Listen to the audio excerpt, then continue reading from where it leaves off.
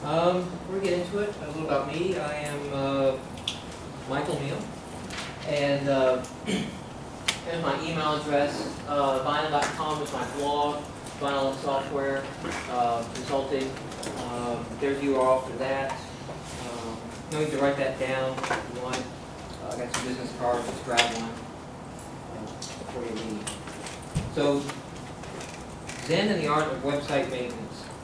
And before I get into the rules of Zen here, I kind of want to highlight exactly what I'm talking about. Anybody here fans of samurai sword movies? Anybody samurai sword fan? Yeah? Is that the sword? How about the whole Japanese culture? The whole Japanese culture. Come on, come here. I need an assistant. I need an assistant for this, so this is going to be great. I'm not going to talk anymore. No, you don't have to talk, but right about there. They can like The light kick me in the head, right? Not necessarily am I going to hit you in the head. But this sucker looks evil. I mean, this is bad. This is representing our broadsword. So you're actually going to be the Highlander here. And I know you're a fan of Japanese culture, but you're kind of the Highlander. Now he looks like he's got a pretty bad sword. And I, of course, got a samurai sword. Now you're a buff, right? You know, of the Japanese culture. So you would agree that the samurai sword, really probably the best sword ever made. That's what I said. Yeah, I mean this is awesome, you know, wonderful sword. But I mean, look at these two. You know, there's not, compared to that, you know, it's like I want the Highlander sword. You know what? I don't get it why this is the best sword that we've ever come up with. Well, if this thing weighed to 50 pounds, You're a big guy. So go ahead, just like, after you're like coming at me here, just like lay in there. But see, once he hits me, okay, from this point on, he is brute force chopping that sword. So if he's trying to cut off, that sword is straight. So as soon as he hits, in fact, the proper Highlander, you know, would have to hit and then kind of pull back, right? Because this is a sharp edge. You want that to cut. Right? You ever try to cut a steak just by pushing down with a knife? It doesn't work. You cut, okay? So the Highlander would come across, hit, and then have to kind of pull back. You're changing your direction, you're changing your force. Not so with this little guy. Because of his curve, right? That allowed the samurai to full swing through him. And the natural curve changed the point of contact all the way through, and it naturally cut all the way through. Do you know how they rate samurai swords? No. No. They rate samurai swords by the number of bodies they went through. You could actually get a 5-body samurai sword. That meant that the samurai sword actually did cut through 5 people at once. That's how they executed.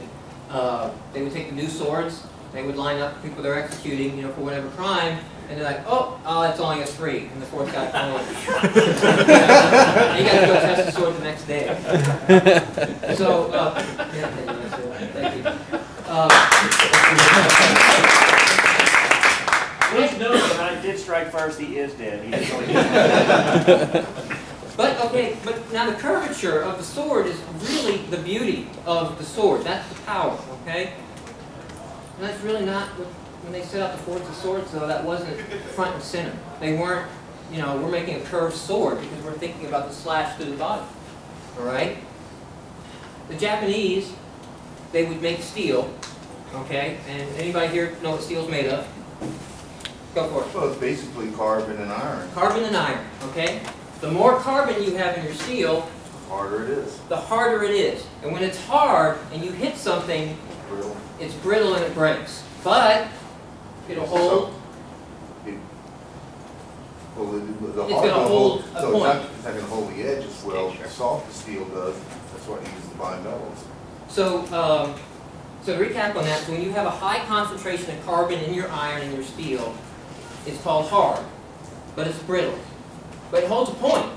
When you sharpen that, it's not going to dent. It's not going to lose that edge. It's going to shatter when it gives. When you have low carbon in the mixture of steel, it's going to bend. It's going to be flexible, okay? It's not going to hold an edge though, right? So what the Japanese did was, the forger would start out and he would take the low carbon steel, and mind you, they didn't even know if they had high or low carbon. They didn't, you know, isotope scan this or anything. All they knew is when they had the big slag done, they slammed it with a hammer. The pieces that chipped off were high carbon steel. The pieces that took a hammer beat and were malleable were the low carbon. So they took the malleable pieces and they made the frame of the sword. They made the sword out and they folded that several times, you know, like you fold a sword. Then they took the high steel and they basically made a cup all the way down of the high steel, folded that a bunch of times, placed this into the cup, okay? So they had, on the outside of the sword, the hard, brittle, holds an edge. On the inside of the sword, the flexible. It's going to absorb the damage. It's going to absorb the blow. Now, here's where Zen comes in. Here's what I'm talking about, the Zen, right? When you have that, and not to, you know, make anybody go through lovey-dovey company stuff, but, you know, 7 habits, 1 + 1 = 3, you know, you have the synergy. Something magical happens that comes together. When you take that sword with the 2 types of steel on it, and you quench it, the malleable center, it's okay, it's malleable. It doesn't react that much to the sudden temperature change. But the brittle, the hard steel, contracts on itself and binds on itself really hard, but it's wrapping around the inner steel that's not combining, and it curves. So the sword curve just became a process when they looked at, let's take the malleable steel and let's wrap it with the hard, brittle steel. Then they got a curved sword, and then they got the deadliest sword that we've made so far. So that's what we're talking about with Zen. We've probably been going to a bunch of different topics and presentations and showing you right ways and proper ways and the ways you should, the academic ways you should do things, and they're right. They're giving you that hard, brittle edge. It's going to cut. When that goes wrong, it shatters. Whole heart house comes around. So Zen is kind of that yin-yang balance of, hey, well, there's some things I know it's not the right way, but it might be the best way. And when you mix the two, you get the curvature of the sword, and then all of a sudden, I don't want to say you're slicing through your managers, but you're slicing through your workload and you're getting things done. So to that effect, I've got a couple of rules here when you go in an ASP.NET framework and building websites. Rule number 1 for Zen, to set yourself up for Zen, you know, and get that mode, is you want to use the framework, okay? You want to learn the framework, you want to know the framework. If there's a grid view control in the framework, know how to use it and extend it and use that to control. Don't go out and rewrite your own one. Don't go grab a repeater just because you don't know how to total a footer in a grid view, okay? Learn how that control works. You may run into the limitations. You may actually know, hey, okay, this is as far as I can take this control. Now it's time to go to my own control and roll my own. But first and foremost, use the framework. Second, use the keyboard. Okay? No assumptions. Assume nothing. If you think it performs poorly, use the keyboard. The keyboard will tell you if it performs poorly. Set up a test. Isolate it. Do something. Never assume that because somebody told you typed data sets are horrible to your performance, that's your problem. Your problem could be your SQL. Sorry, it's a bad SQL. It doesn't matter how well you change that data set. Mise en place. Okay, so now I'm mixing my metaphors here. Now I'm off of Asian culture, I'm into French culture. But in cooking, mise en place is the act of setting everything out before you begin. Okay, everything in its place, right? And what you're going to do is when you sit down to build out a website, get every piece in its place. Stubs working, have a complete website ready to go, and then begin attacking. Don't start with a single page and start going down there, because you're not going to lend yourself very well to a good design because you're not thinking of the whole design, you're thinking of that one page. Think of that one page after you kind of have a stub holding like about everything you're going to need. Know thy language. Okay, if you're a VB.NET guy, know VB.NET. If you're a C# guy, know C#. Do you know what generics are in C#? Do you use them? If you're a C# guy, you should. Nullable types. If I showed the double question mark operator out here, how many would know what that does to a nullable type in C#? Go ahead. Coalesce the null into a replacement value. Coalesce the null. It's kind of a shorthand for the question mark colon syntax. So you can say, you know, if the value is null, then return 0 or an A, so you can coalesce it back into a non-nullable type. Kind of shorthand. So your language has lots of features that aren't specific to ASP.NET, but you should know your language there. Watch everything and hide nothing. Okay? Do not write catch blocks that catch the exception and then just go on. You've added nothing to that. And you've hidden the problem. You've probably hidden a performance problem. You know? If you don't have anything to add to that error, right? Let it bubble up to the top. If you don't want it to bubble up to the top, add something to that error. Let the person know what potentially that error was. Anybody here use the Oracle data drivers? Anybody here, like me, unfortunately, has a great ASP.NET front end and an Oracle back end? No, I'm the only one. Great. Oracle loves to tell you that you cannot insert a string into a long column. And that's great. Tell me that. It doesn't tell me what column. Okay, the Oracle error just throws up, cannot insert string into a long. I have no clue what column that was, where that was, if it was a stored procedure, what point it was in that procedure. So if you're going to catch the error, add something to that, you know. Say, hey, that's a price field. You're trying to insert the string into the price field, you know. That might actually get to the user, be able to call you up and give you something useful to fix your app or something. And the watch everything part that goes along with this is get proactive.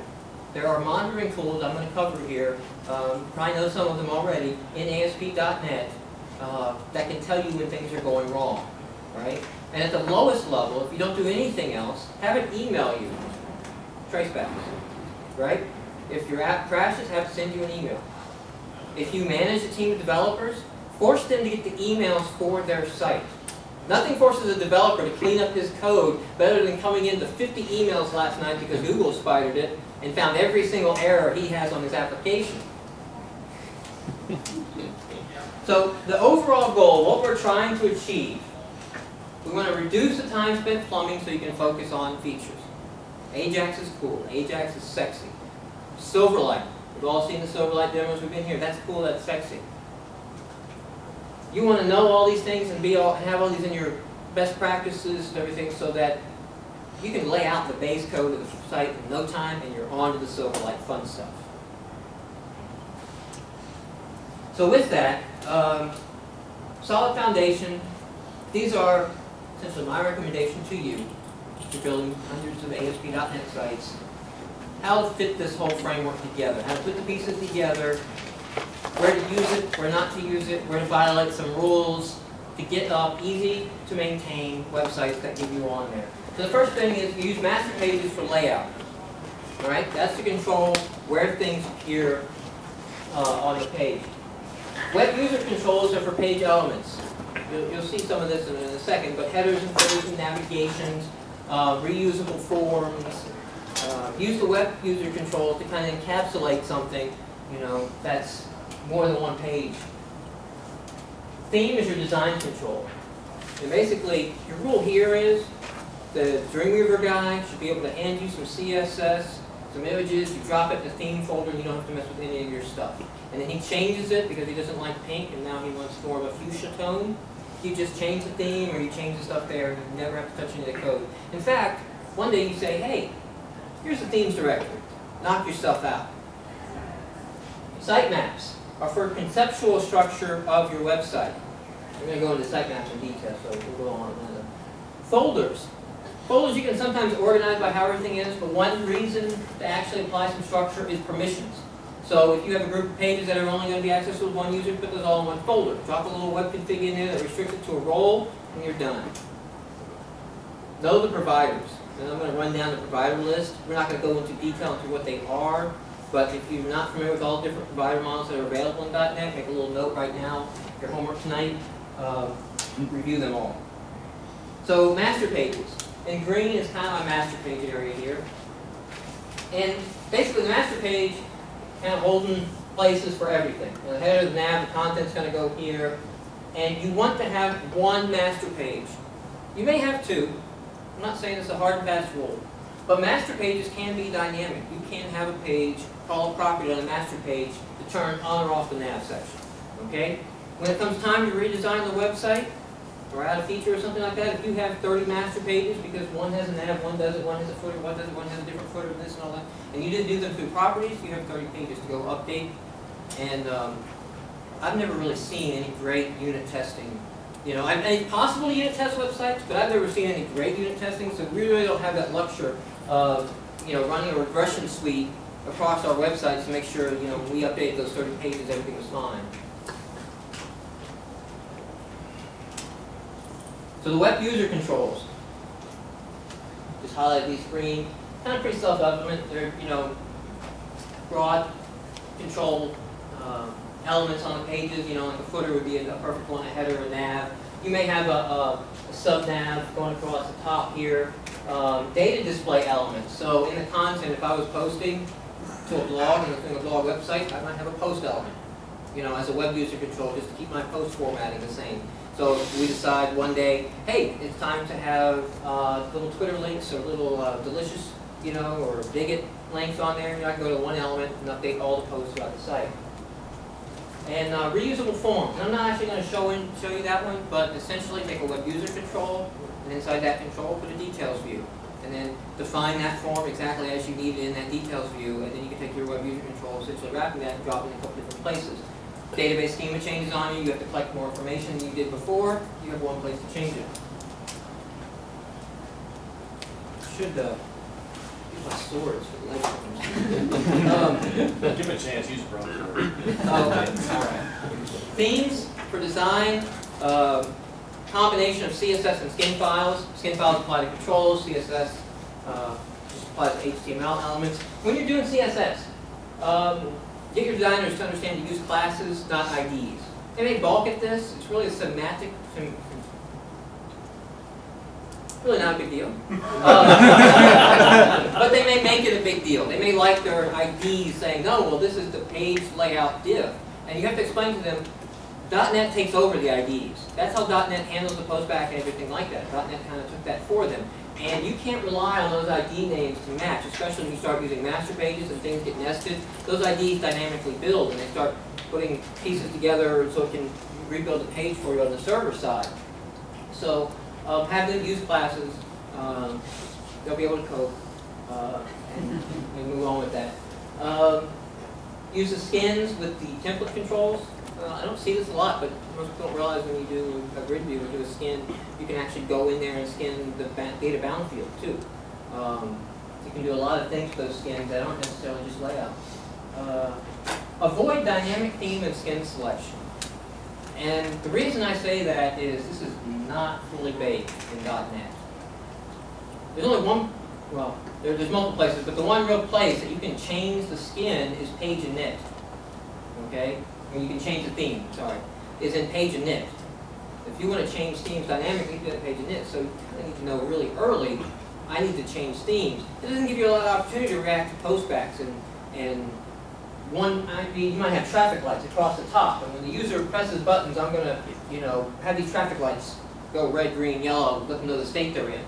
And I might be really proud of myself and create skins for the on light, off light, the yellow light, and then just toggle those skins. When you get down to implement that, since you have to do a lot in page init, you find yourself rewriting a lot of code because it's not really designed or intended to use that way. It'd be nice if they changed that. I wouldn't know if they would do that, but now I wouldn't do that. Okay, we're going to get a little deep here. This is the first deep dive over the broad. We're going to talk to sitemap provider. Rule 1 is everything is in the sitemap. Every page, every forum post, every dynamic entity is in the sitemap. Makes everything else so much easier, right? Use the sitemaps for logical page layout. Easy page titles, because it's a page title in the sitemap, and then on your templates, you just say, hey, this is sitemap title, and that's the page title. You can set the title and the header attribute to the sitemap and the master page, and be done with it. Now your titles are set all across your site. You can do off-driven navigation. The sitemap can automatically be set to trim areas that the user doesn't have access to. So, you know, if they're not an admin, they don't even see the admin links. It doesn't enforce that authentication. There's other pieces that enforce that authentication. It just taps in with those providers and honors their settings. Custom providers for dynamic sections we're going to take a look at too. We're also going to take a look at supporting the sitemap protocol, which kind of ties in with some simple search engine marketing. These are big wins for you guys. When you can walk back into the marketing department and say, hey, I'm thinking about your search engine marketing here. They're going to go, where's the developers and what have you done with it? You know, so much of search engine marketing is built around the name of the link, what links to it, what the actual link itself is. Google pieces that out apart. You know, if it's the About Us page, and it says About Us.aspx, Google's like, probably the About Us page. You know, if the link text to it says About Us, Google marks it up again and says, that's really the About Us page.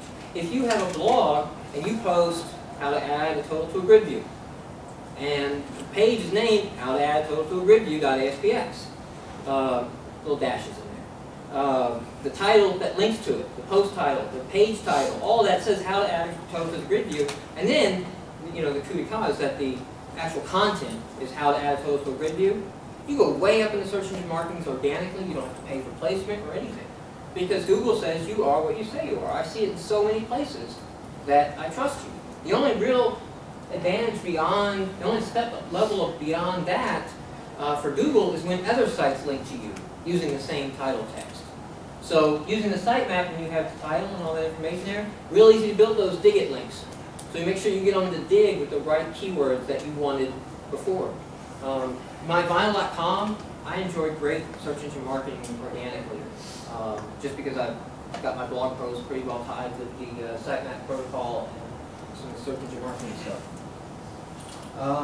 Real quick hit, like I said, I'm not going to get to these providers, but this is what you have at your disposal. You have a membership provider, which is kind of for your account management systems. Okay, a role provider, which is going to handle your permissions, sitemap we talked about. Session provider for session state storage. Profile provider for some user data. This is not the same thing as the account management. That's, you know, user password, login type information. This is additional information: email, first name, last name, next of kin. Web event provider is for health monitoring. Kind of a fuzzy one. Doesn't really flow in the logic of the rest of these, but it's still in the provider models. Web parts personalization provider. Advanced user preferences is kind of what I call that. It's really kind of like a SharePoint thing. You know, hey, drag these blocks, put them wherever you want. I've never used that in production, but it's there. So if you ever have somebody come to you and say, hey, we want to let them drag the nav to the left or the right, remember that when they log back in? You have that provider. Don't reinvent that wheel. SharePoint uses a lot of that. But I'm not getting that. Now what these providers do is they separate ASP.NET Engine from where that data is stored. Okay? So if you implement a custom membership provider to keep all your accounts in a flat XML file, or a flat file, it'll work with the sitemap provider. The providers talk to each other, and expect each other to keep up with each other. But they give you the freedom to store that data anywhere you want.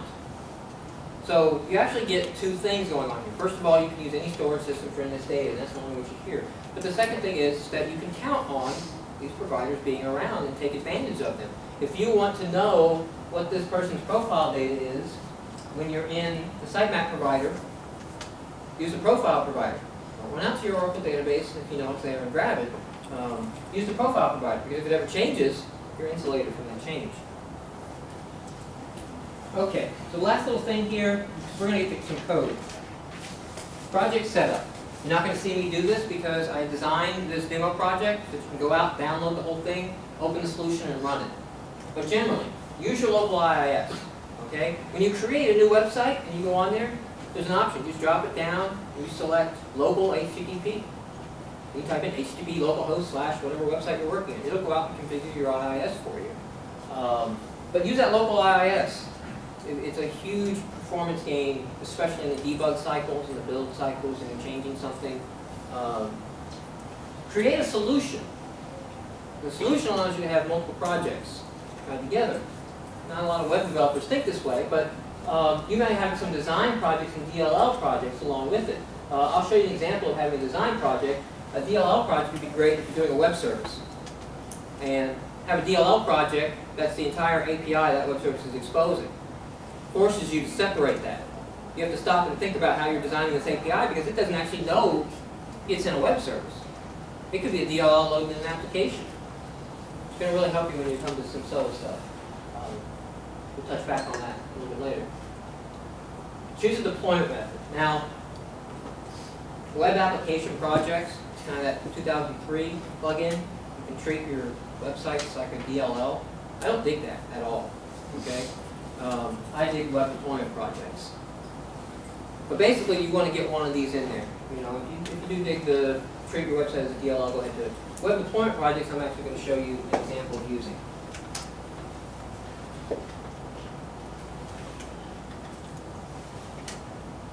So, here is a little Zen demo website.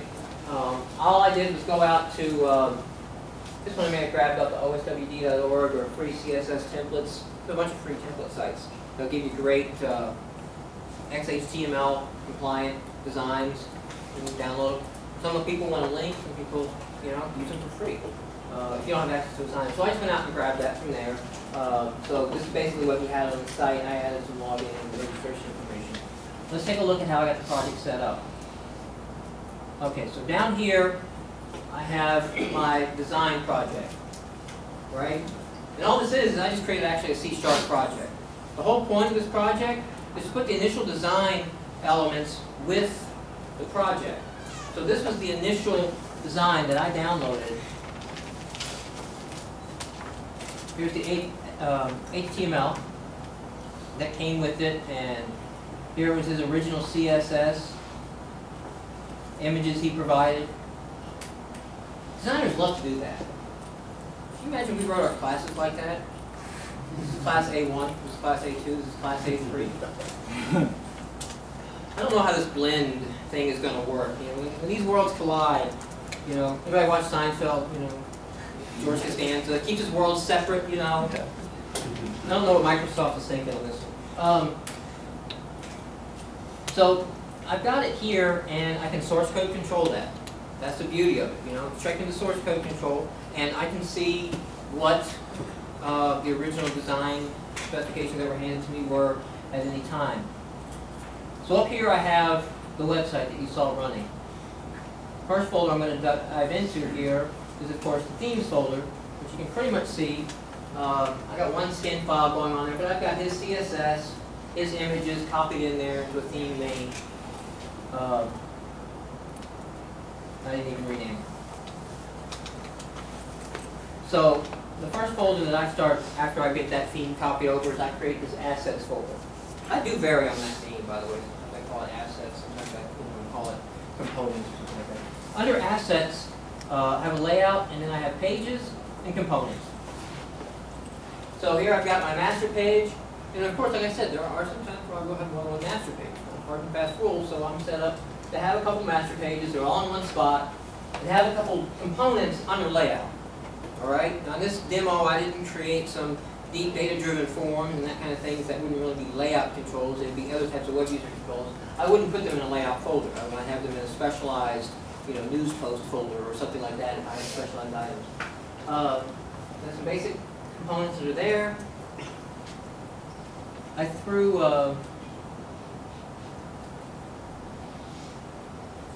the web sitemap file. You can go into web config, and instead of having that in the root, I threw that in the app data folder. It makes a lot more sense to me. That is kind of data. But if we open up and take a look at this, there's not a whole lot on this site.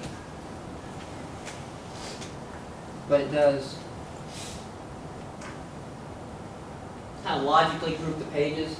We don't have depth. But you see the one down there. I'm actually linking to that custom provider that we're going to get into.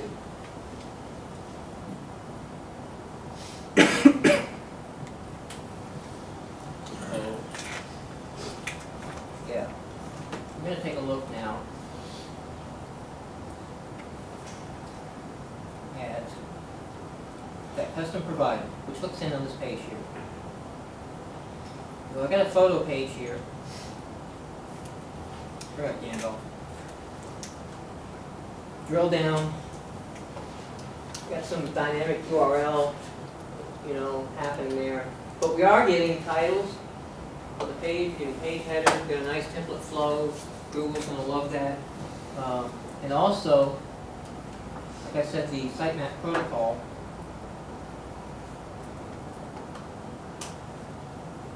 The sitemap protocol is really an XML file that you drop on your site. You tell Google where it's at and lists all the links to your site, so that Google doesn't really have to say, well, that URL looks funky, so that really a ASPX page that's getting posted back and it's not really a different page, or is that a completely new page? In my case, that's a completely new page.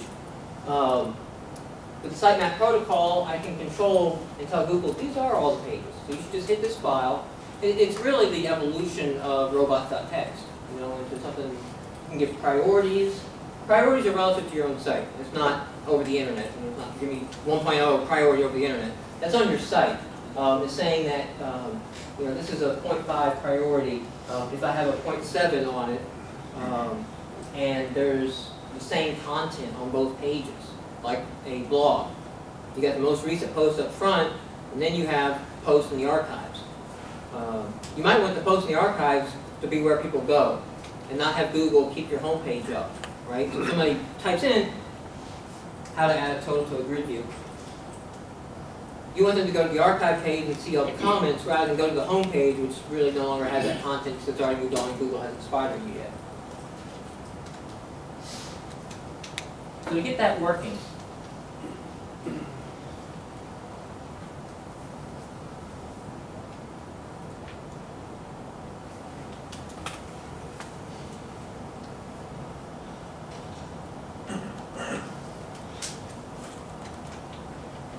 that's pretty much it. It almost all fits on one screen perfectly, right? I got a photo sitemap provider that is inherited from static sitemap provider. Now you do have a sitemap provider that you can inherit. You have to write a whole lot of methods into it. But the static sitemap provider is what the XML sitemap provider derives from. The reason it's called static is once it's set, it's not really expected to change. That doesn't mean it cannot change. It means the underlying class isn't really expecting changes. It's not going back and looking for changes on those time. So I pass in a custom attribute for a root URL to know where it should start in the initialize method. But the main method that you have to override are these two. Okay? Get root node core. Every sitemap has to return one and only one node as the root, no matter where it's linked in the chain. And this build sitemap, which is specific to the static sitemap provider. Basically, they give you some methods here, add node, and add node where you pass in a parent node. And so you basically run through your list and just, you know, here's my nodes, build my tree that way, and return the root node. .NET, the class and the framework will index it in the hash, and as people look for URLs, it'll find it. Really quite efficient. I wrote an article a year or so ago, on implementing the sitemap provider, and I did the base one by hand. I've had to go out and actually pull anywhere I've implemented my own sitemap provider because the performance started to break down, and I just tried theirs out, you know, because I didn't have a whole lot of time to fix it, and their performance blew mine away. So, rule one, use the framework. All this really does here is use my photo manager class to get a list of the photos. The photo manager class is nothing really special about it. Where it is special, we're going to start talking about. Really what this is doing on the get photos is going out to a directory in app data, getting all the photos in there.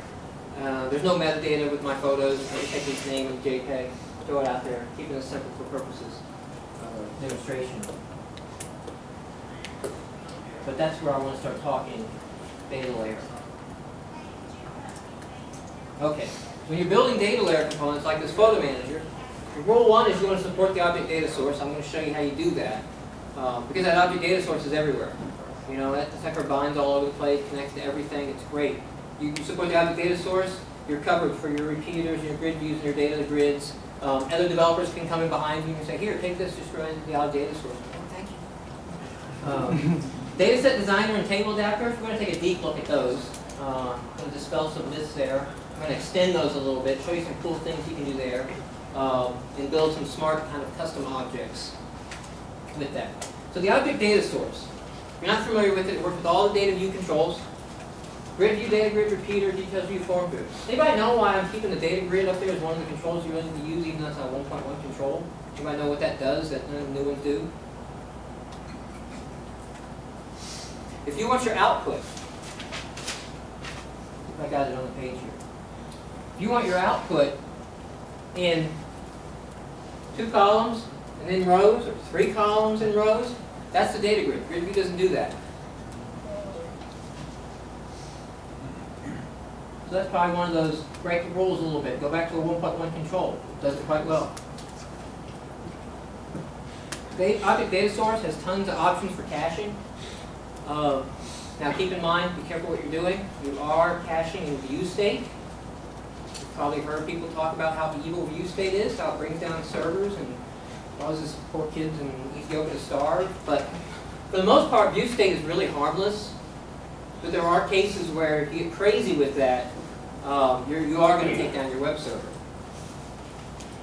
It encourages good design because you're writing to an interface rather than writing to a web page. You have to think about an abstraction layer. If you implement iCollection, that's how you get the paging checkboxes to appear and everything like that. You implement iPaging.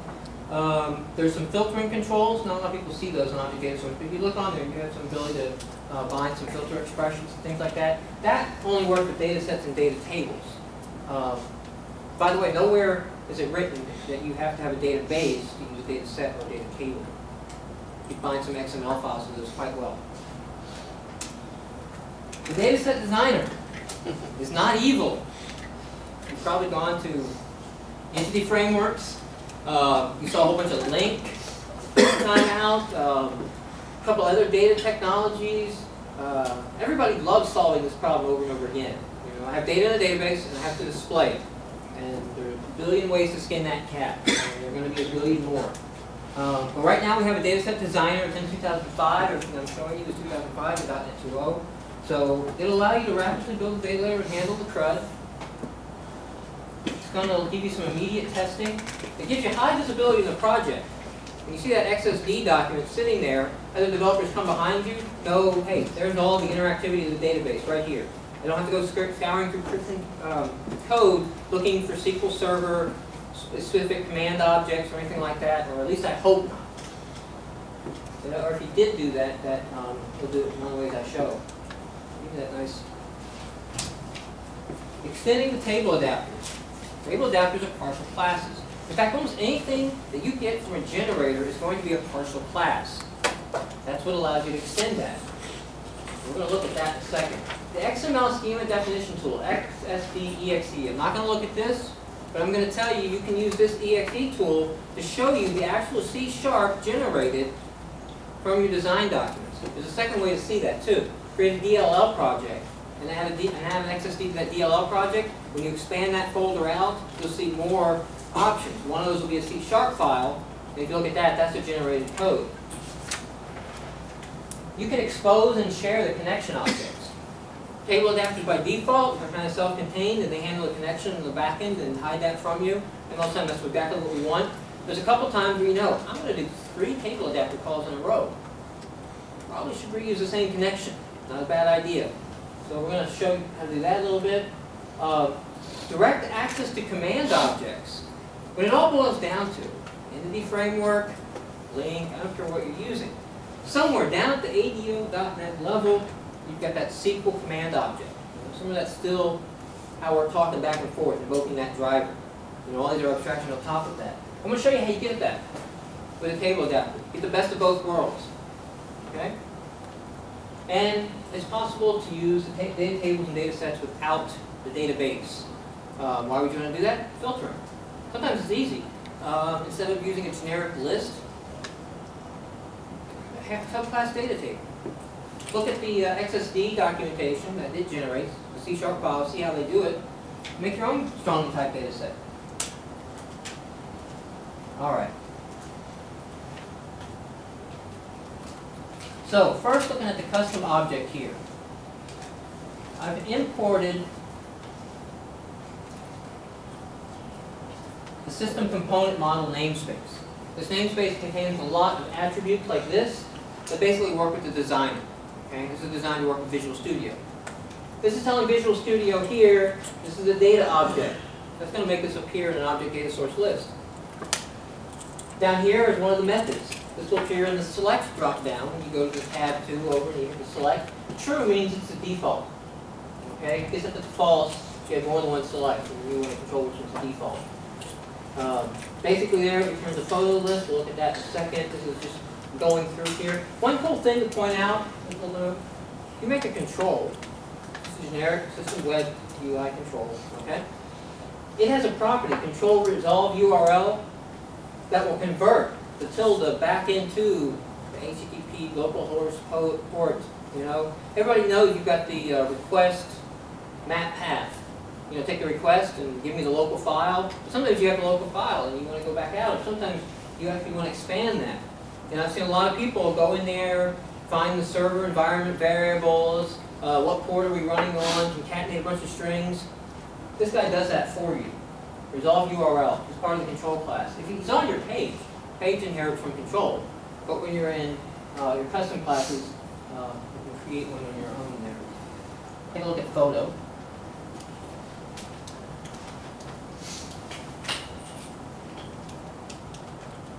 So here, my photo class, nothing but a bunch of properties. Nothing really there to talk about. You do see data object fields false. Except on this one, true. That parameter is primary key. Now, that doesn't enforce any constraints, it's for the designer. When you bind a grid view to this object, the data keys property will be automatically set to full path because it's marked as a primary key. Design time help only. And then, for my little plain old objects here, I love nothing more than inheriting a generic list. Then I usually add a method, add photo, or overload add if you want to have it that way. So I can just pass in all the parameters and have it create the new object, so I don't have to do that in my code. It'll save me a few steps. I got the option. You know? So when we look at that in action,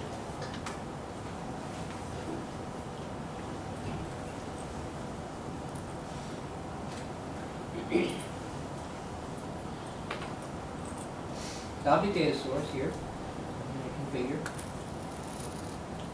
I still have the show only data components checked, so that's filtering all of those framework classes, everything that pops up when you want to check that.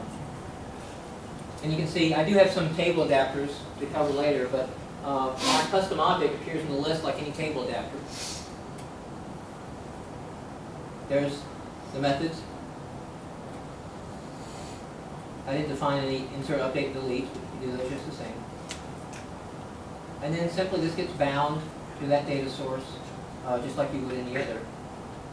And the data key field name, again, automatically set to full path. Drop that down. So all those fields are marked as part of the data object. They appear in the list to drop down. So really, no difference in a table adapter as far as the object data source is concerned. And that pretty much covers custom objects. I'm going to back up a second. I skipped showing you some things in my controls, web user controls. Your assets header. Okay, you see where I'm using the sitemap root node title, sitemap root node description in my header to pull out something simple. This you've seen before. Nothing special going on here, right? This is just common. And it's used on the master page. Okay. No content tag. Just isolating that out for me. All right. When we go to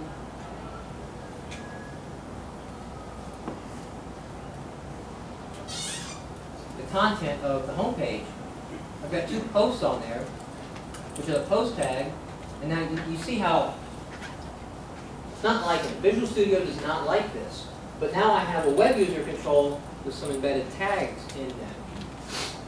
I can go to a server control to do this. Normally that's what you have to do. If you want a template control, you go to a server control. You don't have to. Okay? Those are just properties on the class that are dictating how that behaves. Now, Visual Studio, you said, does not like that. do that, and it's going to tell you can't switch errors. That tag's not allowed to contain nested controls. But just to prove that we are looking at this code, I will view in browser, runs just fine. Everything's in the master page, everything is divvied up in other controls anyway. All I have on that page is a couple posts, and let's take a look at what the designer does by itself anyway.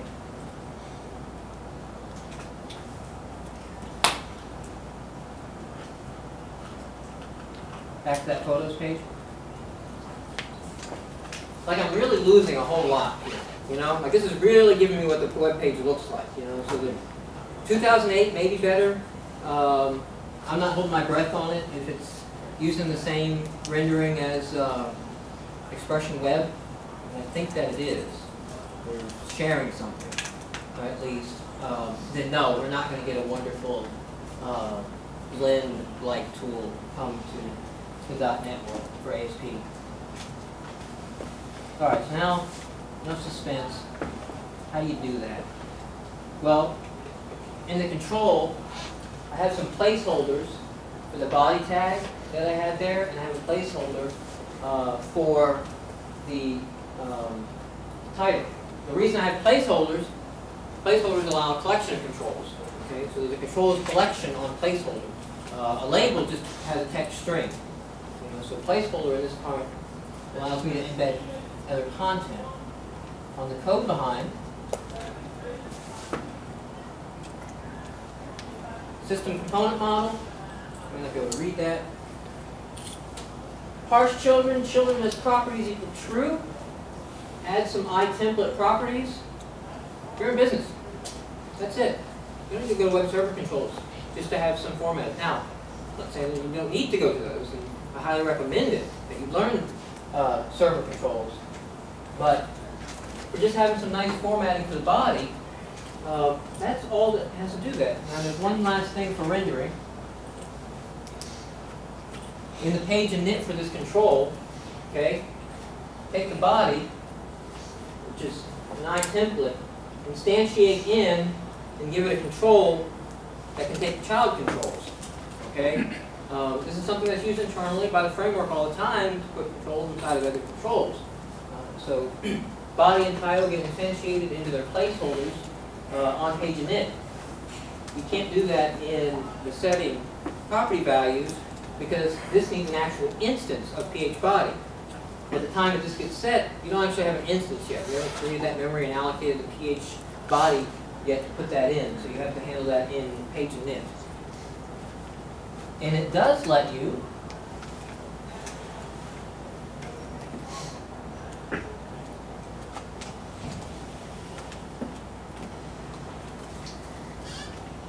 inside the body tag, you can nest full-blown other controls.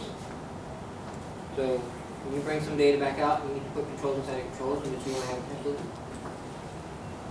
One of the deep things that I want to show. Now let's look at some TableAdapters.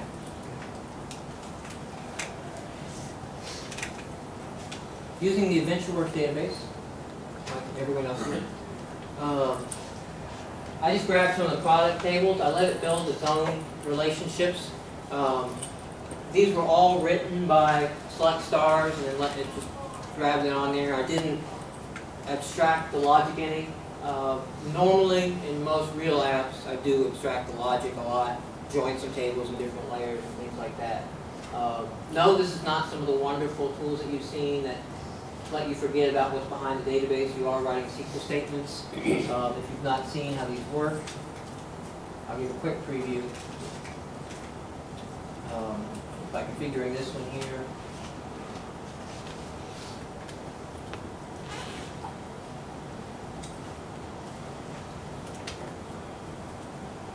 I'd like to.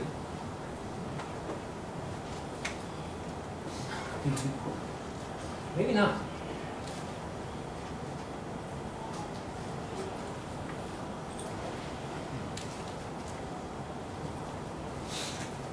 What could you possibly be doing? Failed to open a connection. That worked back.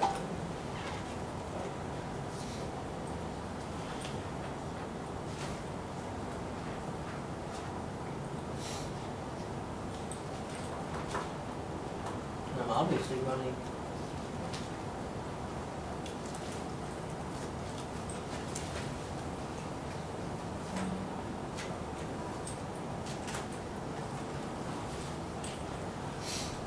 How about it not?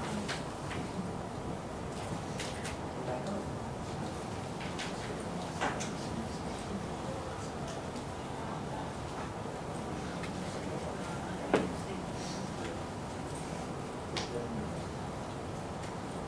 Which one of these I need?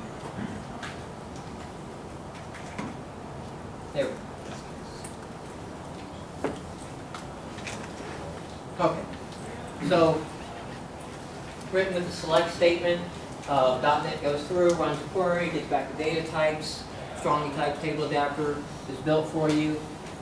This thing on the back end, you're really just looking at a nice design layer.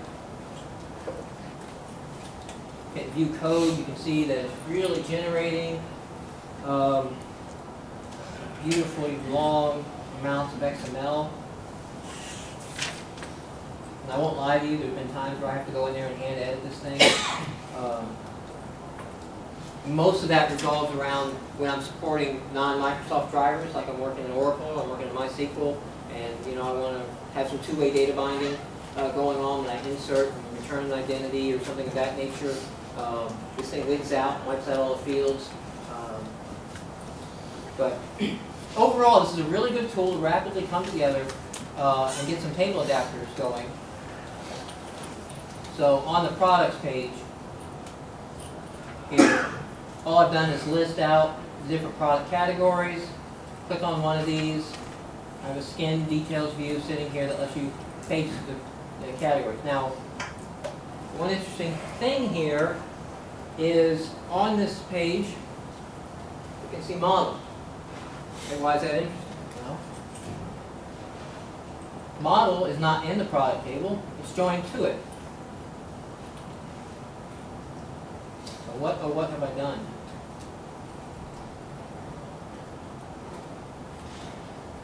They're partial classes. So I can extend the namespace and grab the product table, that's the product table adapter, and then I have a get linked product. Now again, I'm using the same markup that I was using before to get it to appear in the list and drop down and select everything. Here I'm actually creating a data set. I'm actually getting the whole data set. All right. Now if you've not done that before, what that is you're actually getting an instance of the whole XSD that you designed. There's no data filter. It's all empty. But you have each of the tables that you have on there. All the relationships are defined, and you can use all of them. Then you use the table adapters to fill them in. So I grab I'm inheriting the product table adapter, the product model table adapter. I have to create an instance of, and then I set the connection to my connection so that I don't have to worry about each one of us having our own connections or putting some stress on the database. Over in the properties,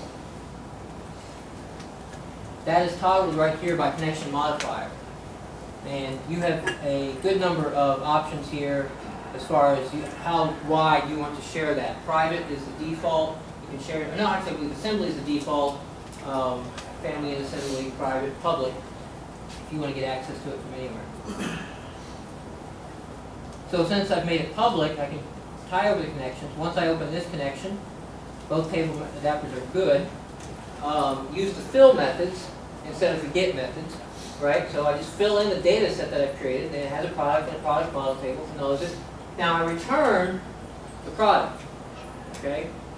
The data bound controls really don't like data sets coming back at them, they want data tables. You find yourself fighting a lot if you return a data set, trying to work that into a grid view. So go ahead and return the product table. All right, let's go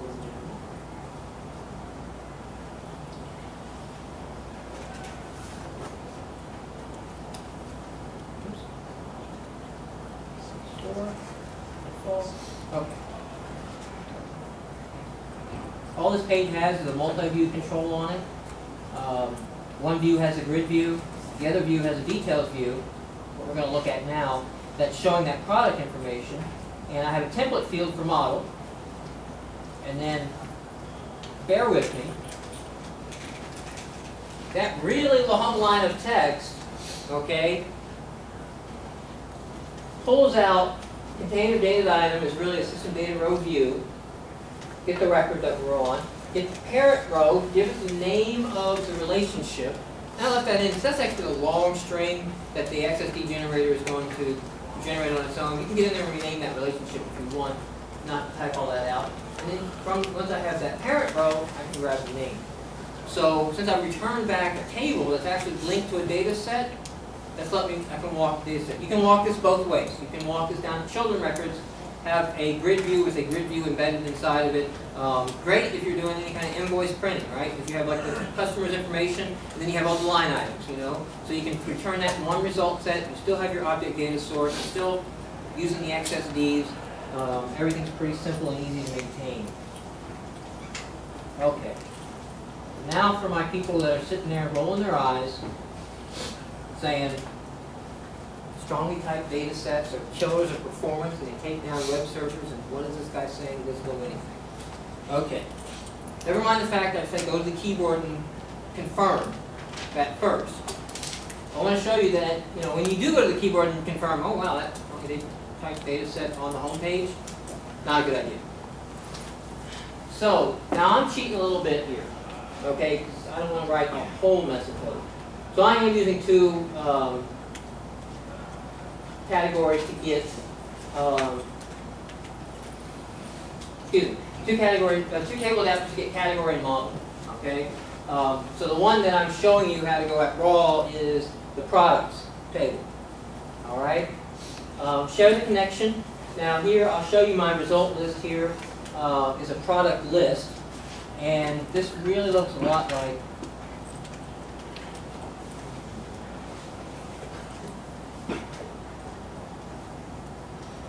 Okay. This really looks a lot like the photo. Okay. The only thing I've added here, XML group. That'll be more apparent why we're doing this and why we're creating this in the first place. A little bit later, but just a bunch of properties, custom add method, overridden. So when I get down here, key line right here, number 44. The command collection is the collection of SQL commands, because my underlying database driver here, in this case, is a SQL server, and any command I can execute reader. Now, how do I know it's index 0? I would have loved for Microsoft to have done some enumeration to make this command collection searchable by strings. I could pass in the name. Unfortunately, no. The only way to know which number to put in there is the order in which it's going to be listed in the screen. 0, 1, 2, 3, 4. No, I don't love that. You know, that makes me nervous. Somebody comes in here and deletes the second one. All the ones below it get re-indexed. If you're going to roll out something like this and you find yourself doing this a lot, or get the basic side up and now it's time to optimize. So you're going back and refactoring a lot of these because you found yourself taking a data table, copying it to a custom object, and you said, well, that's really 2 steps, because they go to the database, they copy to a custom object, and I take that custom object and I copy my custom object. Now we're refactoring, I'm going to get rid of the middleman. Go ahead and build yourself an enumeration and kind of internal documentation and let developers know to update that enumeration when they change. But that gives me a reader, just off of that, execute reader, and then I can do really low level SQL reader read. While I'm reading, I'm adding my results. Now, like I said, I was lazy here, and I'm using my data tables that I queried above for all models and all categories, just to look up the names for those fields. Obviously, you may want to even go and add another table adapter or something that brings this all back, so you don't even have to do the extra queries in one or something like that. But at the end, close everything down, return the results. So there you have a table adapter that's actually not returning a strong type data set. It can be as efficient as you can write your SQL. The reason I'm doing that is I'm supporting a web service on here, okay? And in the web service, you know, when you're doing SOA, you don't want to have overloaded methods in SOA. You're going to find some languages aren't handling the overloaded methods well. But the second rule here is custom simple objects, okay? Do not return a data set, right? Java's going to come along and it's going to wig out when it sees that. Somebody's going to have a Ruby on Rails and try to consume your service, and it's going to see properties it can't handle, all right? So return simple custom objects so you have control over what's getting serialized on the line, and your portability is going to go way up. I'm not using this here. Like I said earlier, use a DLL project so that you have to extract your API from the actual hosting the web service. Make you think a little bit, you know, it's like, ooh, I can't actually access that property because I'm a DLL. I don't know who the user is, you know, so I'm not hard coding to web services. One reason to do that, by the way, I don't know if anybody went to any WCF conferences here. Any speakers speaking on WCF? But WCF is going to add a whole bunch of cool new features you're probably going to want to take advantage of in your web service. If you have a DLL, just host that in your WCF project. Write the wrappers, and away you go. Version your deployments. I'll show you that. So basically, you want to have, it boils down to folders, guys. It's just folders. Version 1.0 of the web service goes in folder v1.0. When you come out with 1.1, it goes into v1.1. Now you can update your web service and add what you need to add to it and not worry about breaking all those WSDL contracts and all that generated code that came down when people loaded your WSDL, and not break old ones. Let them upgrade as they're ready. Of course, then when you get to like version 5, you say, hey guys, get off of 1. You know, I'm shutting that down. Avoid sessions and profiles. You want to kind of be stateless. You want to kind of not really care that you're in a web service, that you're on the web and you're a web browser type thing. When you do want to care about that, authentication and stuff like that, put that in the web side. Put that in the ASMX. We'll see that in a second. So the actual API call of get products, you don't log in to the DLL to get products. It's just to get products. When I expose that web service, though, I want people to log in before they use it. So that goes in the web service. When we get to authentication, use a combination of IIS and application authentication with the option for API keys. All right? Flex, right? It comes out, it loves web services, but it doesn't love authenticating them. All right? The only way right now with Flex 2.0 release that you're going to really handle authentication without doing a whole lot of heavy lifting is to have API keys. So, you know, string API key is the first parameter to every web call that you have. All these can work together. We don't have WCF, but we do have ASMX. The ASMX today, obviously, WSDL and SOAP. We know that. JSON and XML. You may not realize that. You may know that it'll talk JSON when doing AJAX web services. So if you're running AJAX, AJAX actually tells the web service, hey, give me JSON instead of XML. But you can offer the XML, not SOAP, but actual XML documents to your users as well over simple post and simple get REST style interfaces. Okay? Dynamic responses. This breaks some rules. There's some use cases for this that we'll talk about in a second. And your ASMX can do all of these at once. All right? So when I'm supporting JSON and GET and REST and SOAP on 1 and 2 and all that, one entry call on my ASMX file. The framework is doing the heavy lifting for me.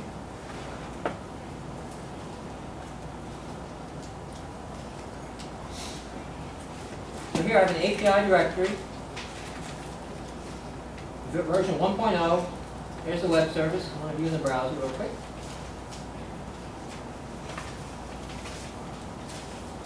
Okay. One thing that I found out doing this project, normally my web services live on a completely separate site. They don't live underneath, you know, the sites using them. So I've never run into this before. But the theme applies to this document here. When I hit this the first time, it was trying to green and put Zen-Memo all over the place. I mean, whoa, what's going on? And Googled all night, MSDN, could find nowhere any properties, disable theming. I tried to set a custom theme for the folder. I tried a ton of things to get it to ignore that. I ended up going back and rewriting the CSS to ignore most things. I fixed just about everything except the spacing here. I didn't quite get that nailed down. Normally, you'll have a different web server, though, different application running for the web service. It's not the same as the website. So hopefully you don't run into that too much. So get products, that's what we looked at. The API key, I've set to let me in, literally. Invoke that. So that called that table adapter we saw and built that. This is the reason that I had that XML marked at the top, so this came back as product list and ran back. Now this interface for the demo site is not SOAP, okay? The little test pages that Microsoft is giving you is REST, doing it over post. Now, they by default shut down get and post requests to the actual methods. When you start calling the actual methods and the actual endpoints. You open that back up and you've opened up a REST interface. That's all you have to do. Microsoft likes to tell you, we're doing this for your security. We're doing this to protect you. Kind of like Homeland Security. The reason I don't have a real katana. But if you stop and think about it, I mean, they're not really protecting you. How hard is it to fake the WSDL request now, like any other request? If your hacker throws a packet sniffer, he sees a WSDL packet go by, a SOAP packet go by, grab that, replay that a billion times. Just because it doesn't accept REST formatted requests, get and posts, and expect SOAP doesn't mean they can't stress it out. So you still got to design around that.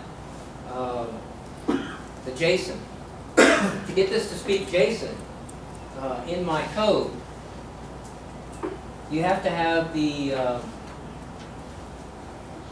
Ajax extensions installed, and then you add script service here.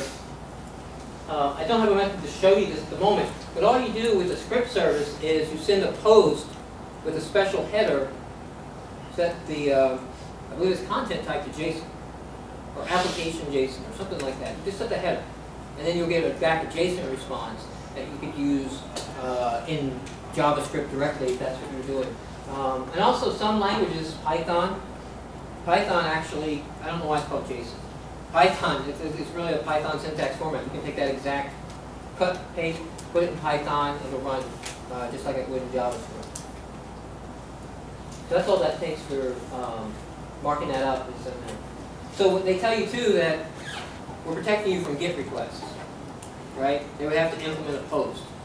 It sounds like that's a lot, right? Because a GET could be a URL string, you know? So, oh, that GET's just a string, but a post is to push some data.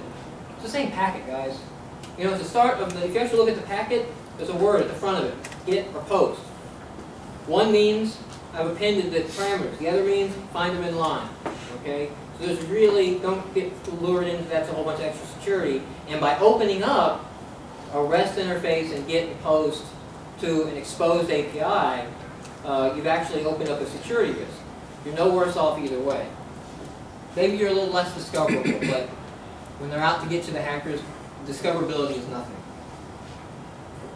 All right, let's take a look here into this authentication. I want to show something. All right, I typed in the API key. Now, if I fail to type in the API key, okay, I don't throw an error, I just return nothing. All right? I found that to be the best and safest way to handle somebody failing. All right, just return nothing. They come to you, why am I not getting anything? You're failing authentication, right? When you throw a whole bunch of errors, you trigger a whole bunch of SOAP responses and nasty ugliness and everything like that. If you try to customize and have custom SOAP messages, they're not going to work on JSON. They're not going to work on REST. So, unless you know you're all SOAP 1.1, 1.2, or whatever the company, just return empty when they fail. So I'm not getting anything. I'm not getting anywhere. I failed. And watch this. This comes back to the provider model. I'm going to log into the site as admin. I have a page here that only shows up to admins, the administration page. Now when I invoke my web method, log in. I have a web method that supports form-based authentication. Now I have nothing custom in the web method looking for form-based authentication. I'm just using the authentication provider. Set to Windows, I'll use Windows authentication.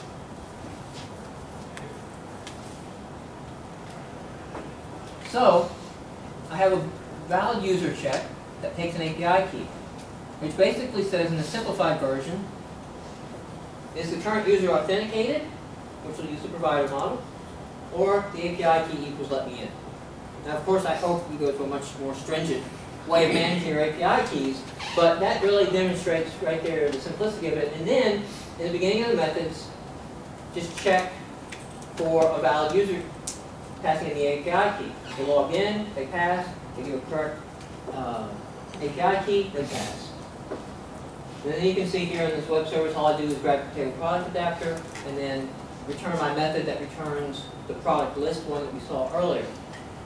Okay, let's get to this guy, because he's interesting.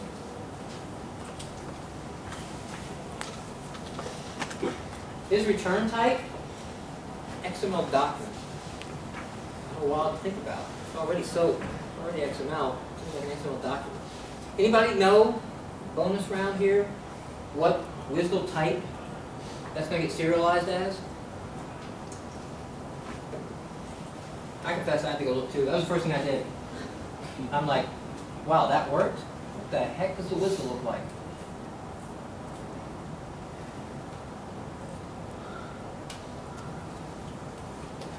Any. It returns a list of, I don't know, anything. Kind of makes you rethink. The whole web services guys sitting in there with their strong type contracts and binding and all that. And then they go and define a type any. I don't know who that rogue guy was with the team, but I love that man. All right?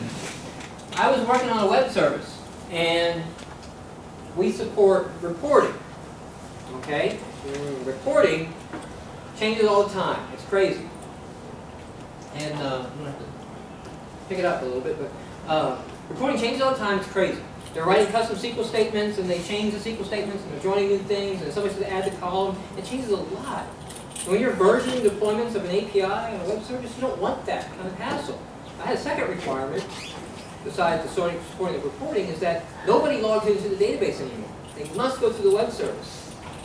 I was like, man, all I'm going to do is support these reporting guys. That's it. All my other fun stuff, over. No Silverlight for mine. I found out about the XML document. So basically what I did was, I went to the database, and I gave them the parameters of, tell me the database you want, give me the SQL string. I did a couple integrity checks, make sure it was a select statement. I didn't have any inserts, deletes snuck in there, no INS and VEL. Make sure that was actually a select state. Now, of course, we lost beta binding, but I figured I'm writing a SQL injection method. So really, am I going to worry about parameter binding at this level? Run that through the data set and get back and have the data set write back an XML to an XML document and return this XML document. All of a sudden, now I have a dynamic web service that they can just point at over REST, and it changes. So what am I doing in this example is I have a table enumeration, whether you want models or categories. So you're getting back a list of all the products in the other method. But now my consumer, like, hey, what are the models? What are the categories? So I was lazy and I said, I'm not going to give you two methods. I'm going to give you one method, and you just tell me the lookup table that you want. Okay?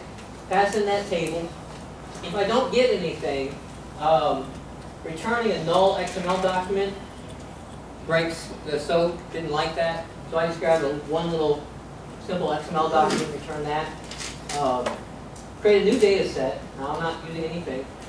Table is a table to string. Now this is an enumeration. So the data sets either going to be named models or categories, which sets the root node of my XML document. If it's categories, run the categories. If it's models, run the models. Basically here to my tables, add to the tables list collection, the get all version of that. Now there's a couple rows in there. I figured, hey, I really probably shouldn't export the row GUID or the modified date. It's bad enough I'm letting them do SQL injection, but you know, keep some things safe. String writer, have the data set write XML to the string writer, ignoring the schema.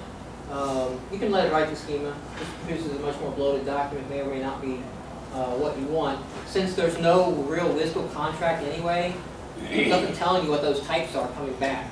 So schema is not going to help you. New XML document, return that little string. Run this guy in action. Get lookup tables,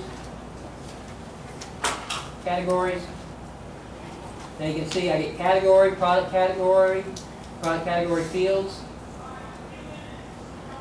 Come back.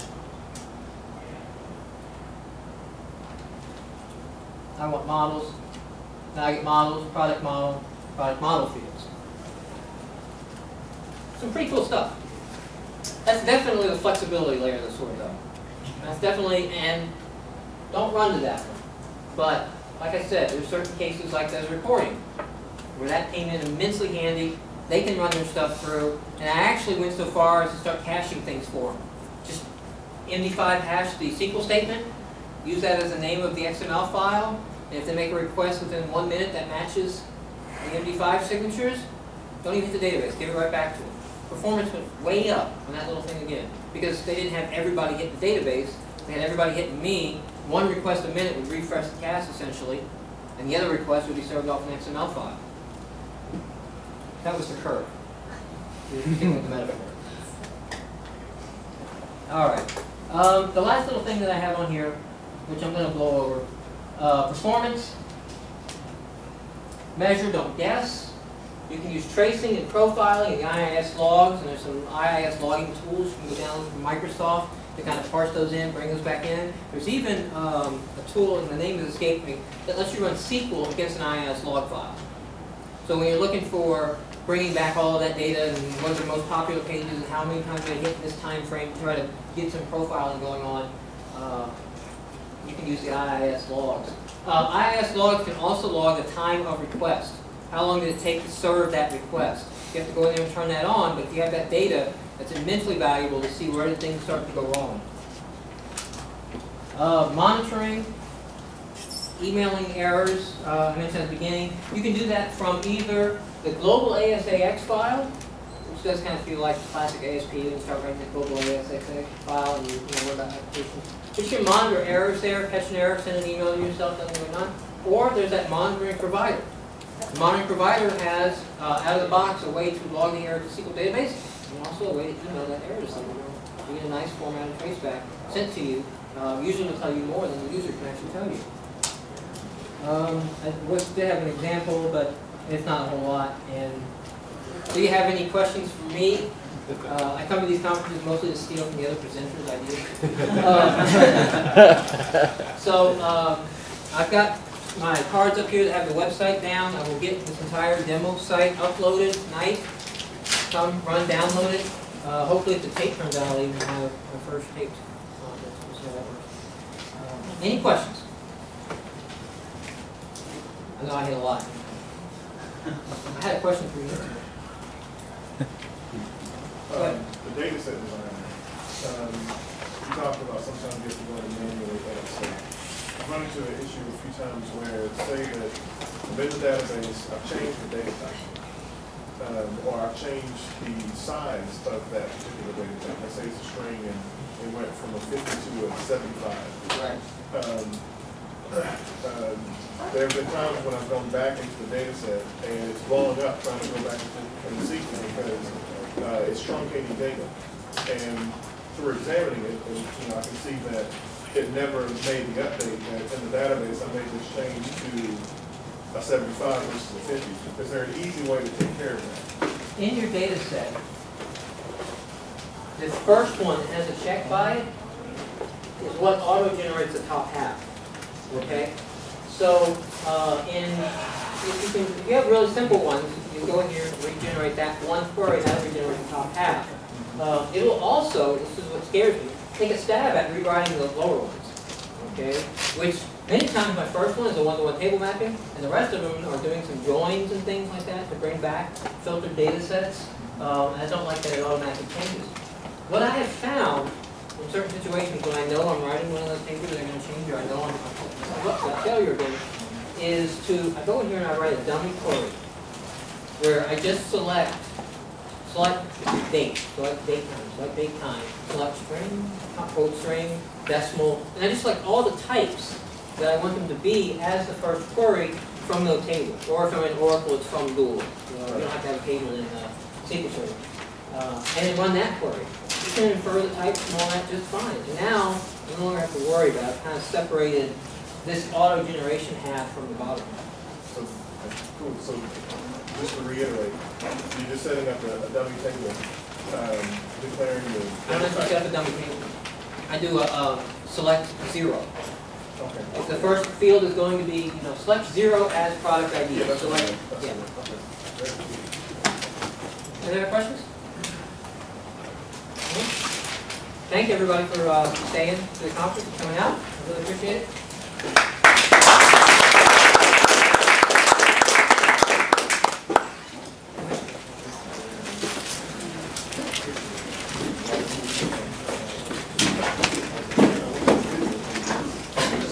I should have that up on, I'm trying to have that on the blog too. There's a link to the blog on the final. That whole site just says, here's the blog. Thanks a lot. Thank you. I can't believe that. Thank you.